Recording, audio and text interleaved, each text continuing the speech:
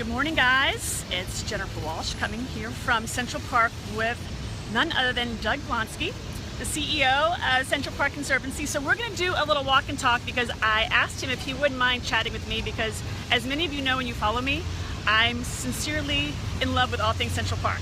And this guy knows better than anyone everything there is to do about Central Park. So I have a few questions, and if you guys have questions to ask, please feel free to ask them. If I see them, I will answer them, or I'll answer them later, and Doug will answer if he can as well. So my biggest question is, when did you fall in love with the park, and how long have you been a part of the park? Well, I've been with the park for 31 years, and, I pretty much fell in love with it when I first started here, and then actually a couple months after I started here, I actually met my future wife in the park. So that was really cool. That's a great incentive. And it's actually just a few feet down this path is where we connected. But I actually came here in 1980 on a college trip. Okay. And in 1980, the place was much different than it is now. It was horrible. And so we, as a landscape architecture student, we had to come in and draw and write about our experiences. And my buddies and I just basically left and ended up at the Madison Avenue pub for the rest of the day. And we didn't get our assignments done because Belvedere Castle was completely closed and boarded up and covered. What year was this? 1980? 1980. Okay, so 1980, the whole castle was closed down. For all those people that love the castle now, it's a very different place than it was back then. The Great Lawn was called the Great Dust Bowl. There wasn't a blade of grass on it. None of the trees were pruned. There was no grass in the park. Every light was broken. Every bench was broken. There were more rats than people. So it was a much, much different place than it is now. So, but coming in 1980, I knew that it was a spectacular park, and the opportunity to come here and be part of taking it back was pretty cool. That's exciting too, because most people don't realize when they come to such a beautiful place, a lot goes into keeping this place as beautiful as it is. How many projects are usually going on at one time to keep the park looking as stunning as it does all the time? Well, every day it's like putting on a giant event. Yeah, even on a slow day in the park in February, you have 60,000 people come through. Do you really? Yeah. So 60,000. And then in a nice summer Sunday or Saturday, you have over 200,000 people in the park. Wow. So we have about 3 or 4 major capital projects going on in any day, but more importantly, we've got a couple hundred staff and a couple hundred volunteers out here making sure that the park is beautiful, it's clean, it's graffiti free, there's no garbage on the ground, all the horticulture is spectacular, so something's going on constantly in the park. Do you have specialists that are horticulturists that you hire, bring on for certain projects, or are they full-time people here? No, we have full-time people that are, for the trees in the park, we have full-time people for the horticulture in the park, we have full-time staff to take care of the 50 monuments and statues in the park. We supplement those with volunteers. We have about 250 volunteers that volunteer on a regular basis. It's actually probably closer to 300 people. And then now in the summertime, just like now, we have about 35, 40 interns that come in, college and high school. I have one question saying, do you have one vendor that manages all the ground? Or do you have like one person that works here? Thanks, Doug, for the question, or thanks, Briggs. We have a chief of operations that's pretty much responsible for the day-to-day running of the field and the ground. Okay. And my title is the CEO and president of the Conservancy, but I'm also the Central Park administrator. Got it. So technically I am the person responsible for the day-to-day running of the park, but obviously I have a team that's out here every day on the ground. But I love to get in the park every day, several times. Okay, someone just asked a really good question because there's a water going on behind us. Is the water bill outrageous every day? No, fortunately it's a city park, so okay. it falls to the city. We're just a contractor to the city of New York, but at the end of the day it's the city's park and we're here just to take care of it, and this is the way that people can get involved in being involved with the park. Okay, got it. Do you have a favorite, because I have my certain, you guys know, I have a certain place and a favorite time of day, which is like 6 o'clock in the morning at Bethesda Fountain.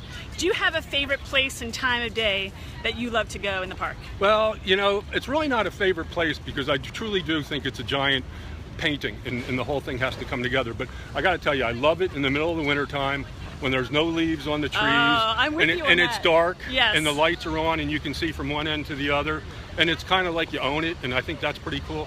So that's really kind of my favorite time. It's, I understand that because there's certain seasons, and I love people, well, you'll understand most than anyone, is the fact that I love that the landscape literally changes every day. Yeah. So depending on the light and how the light hits the trees and how the light hits the snow or the leaves or whatever it is, it's a different park like every single day. Absolutely, and that's the beauty of it. One of our major donors said to me, I can afford to get a Monet but why could I do that when I can come into Central Park and have a different Monet every day? See, I love that, and I completely understand that, and that's why I'm here all the time.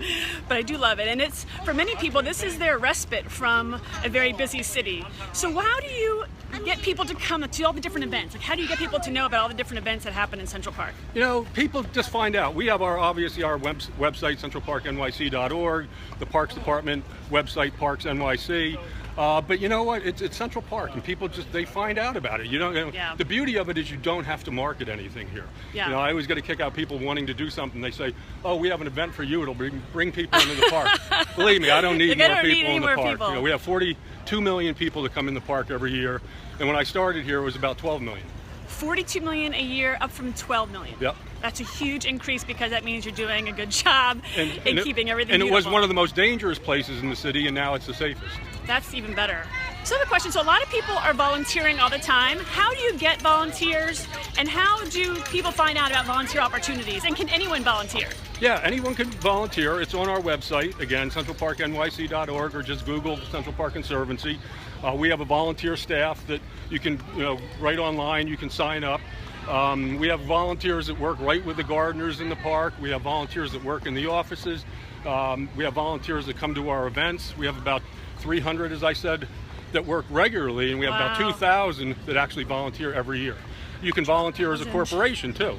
Okay. It's a great way to bring your company out to do a project in the park, painting benches, raking leaves, spreading mulch. And what if they're from out of town? Can out of town companies also come in and volunteer? Yeah, they can. What we do is you join our corporate partners program. Okay. And so then if you join our program, then we give you, one of the benefits is to have a volunteer opportunity in the park. And you guys also know Central Park's very active on social media. So is it Central Park NYC? Is that your Facebook page? Yeah. Central Park NYC, okay. I have to talk to Jordan too. Jordan's Jordan's over there hiding. So there helping me on this. She's all things communication with Central Park. So if you have any questions about communications, there she is right there. And also, I'm going to flip the camera around for 1 second. Because it's such a magical place for me personally, is because I spent almost every weekend in this very spot with my parents. So growing up in the Bronx, we would come right here, and it was just very special to listen to the clock and walk into the park this way. So it's memories for me as well. And one of my guys, Joe McBain, that's what one of his jobs is, to take care of the Delacorte clock. Oh, really? Yeah. Oh, that's pretty great. See, there's always new things I learn every day. So you get most of the money here is funded through donation. How does that work? Like, how do people donate? Where's the best way to donate? And where does that money go? Well, our annual budget's $65 million a year, and that includes the capital projects we're doing. Okay. 75% of that we have to raise privately. The city gives us 25% to take care of the park, and then we raise the rest. And it's really the people that live around the park and that use the park.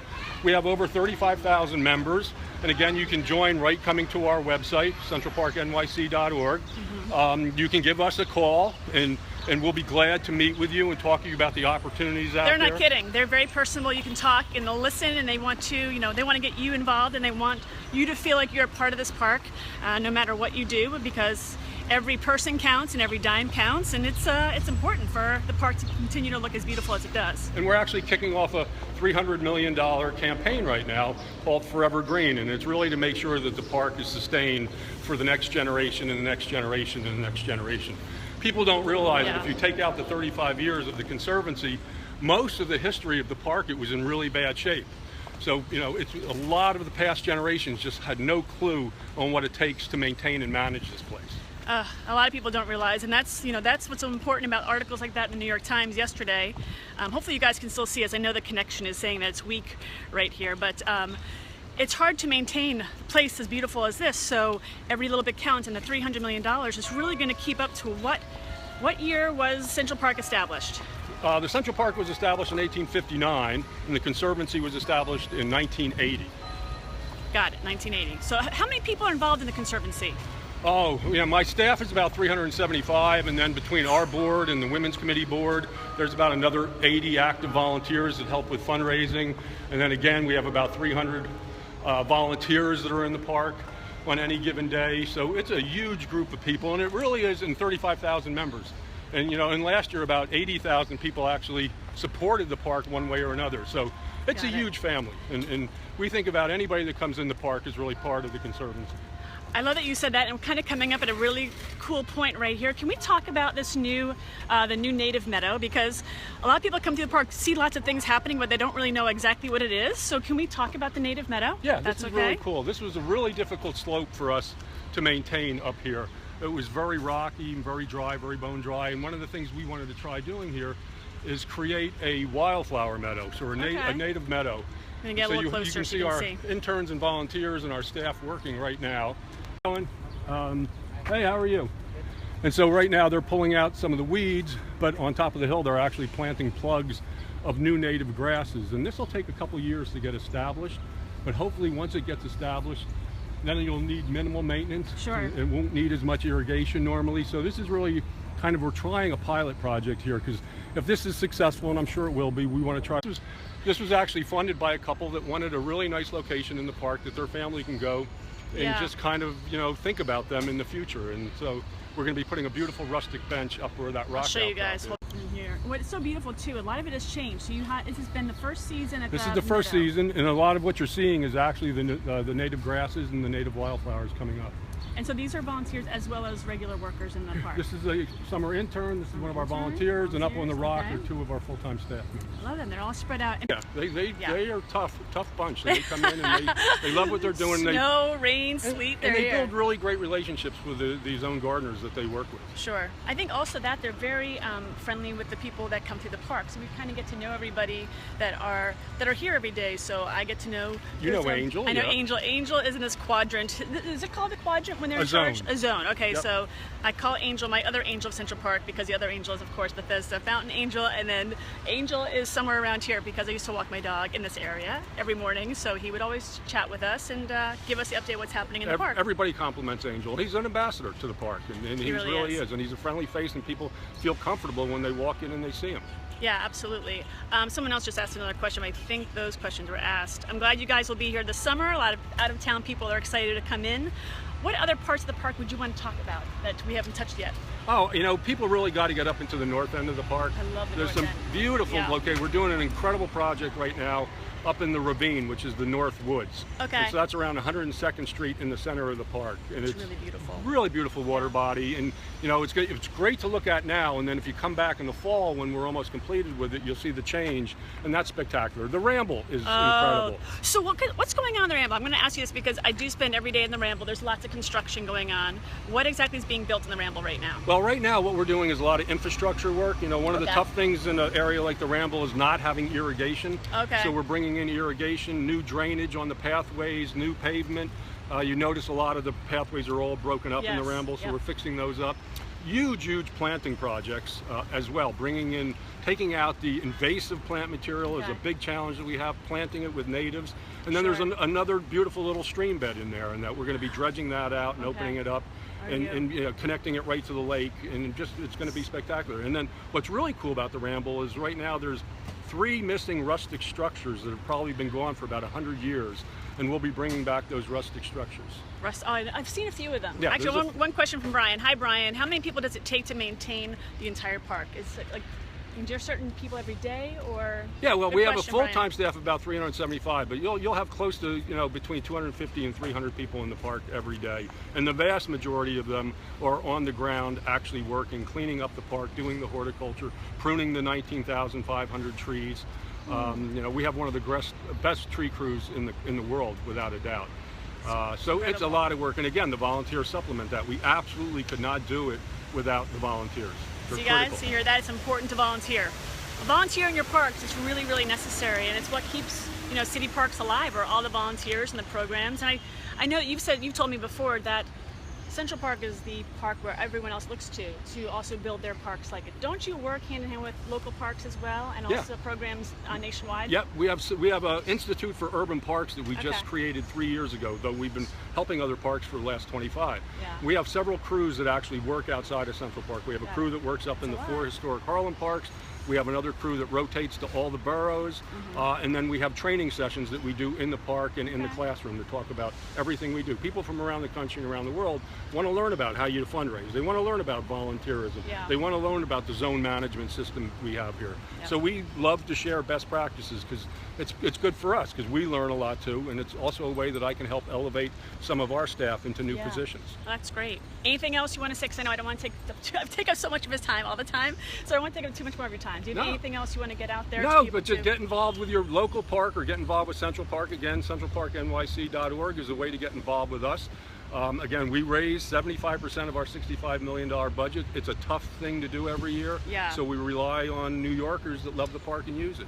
And for you guys watching as well, if you find this information helpful or something you love and you think other people would love, if you don't mind sharing this post on your Facebook wall or through your social channels, that helps us, it helps the park, it helps everyone else that loves to come here and enjoy it as much as I do and everyone else that comes here. So if you would mind sharing it, we would love that. And again, you could go to Central Park NYC, is it .com or org? Org. Okay, and also don't forget to check out Facebook page. And what is your Twitter handle, Jordan? It's the same. Okay, so you guys check it out. Again, if you guys have any questions that you weren't able to ask now, feel free to ask, and I will get back to you. And if I can't answer them, I'll ask Jordan over there, or I'll ask Doug, and we will answer any questions you have. Thanks for tuning in. Again, thanks, appreciate it, and come enjoy the park and let me know what you think. Thanks, Doug. Take care. I appreciate your time. Oh, as my always. pleasure. Guys, have a great day. Talk to you soon. Bye.